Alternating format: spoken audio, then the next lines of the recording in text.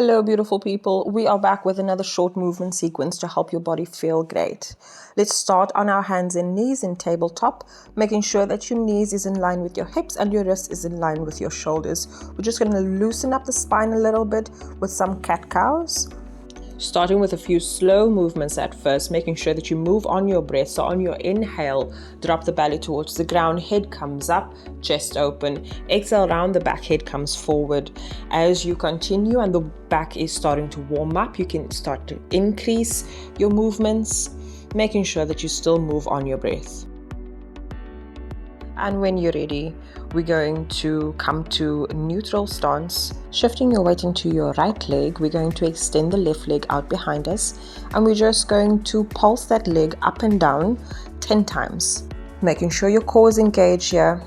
And 7, 8, 9, and 10. Let's do some lateral pulses. So moving the leg out towards the side and back. We're going to do this for a 10 count as well. Keeping your core engaged, nice and strong, making sure that you breathe.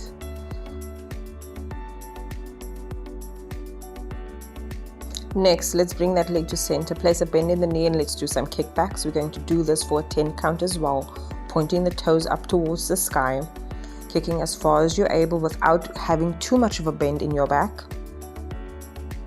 Next up, we're going to head into a side plank modification. So keeping the one knee on the ground, we're going to head into a compound movement. So starting with a side crunch, bringing your elbow to knee, lifting all the way up into a side angle stretch before lowering back down towards the mat. We're going to do this for a 5 count. This might be a little tricky if this is your first time doing this movement, but make sure to take your own time just to get familiar with the moves and the angles. Also make sure to engage your core, as this will work on your stability as well.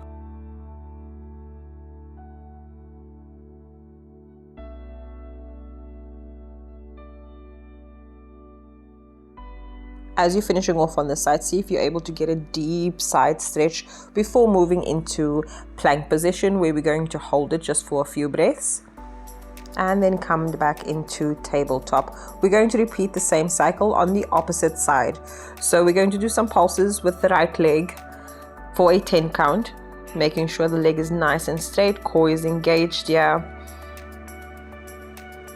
And let's do some lateral pulses. So swinging the leg out towards the side for a count of 10. Try and minimize the movement of your upper body and try and keep your hips nice and stacked as you do this. Just a few more before we come to center, and we're going to do some kickbacks. So making sure that your foot is pointed towards the sky. Let's kick back as far as you're able without compromising your core. We're going to head into our modified side plank. I'm just changing angles here. And we're going to do our compound movement for a count of 5 as well. So remember, elbow comes to knee in a side crunch and then swinging all the way up into a side angle stretch.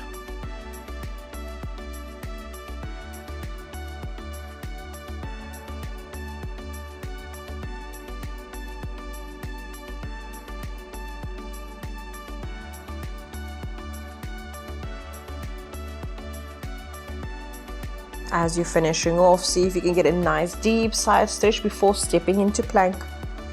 Hold it here for a few breaths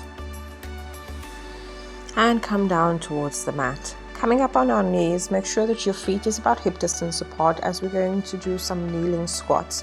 We're going to do this for a count of 10 as well. If having your feet flat on the mat like this is a little too difficult, you can have your toes tucked under for more stability. Try and move nice and slow, and as you come up, squeeze the glutes on top, moving at a nice and steady pace.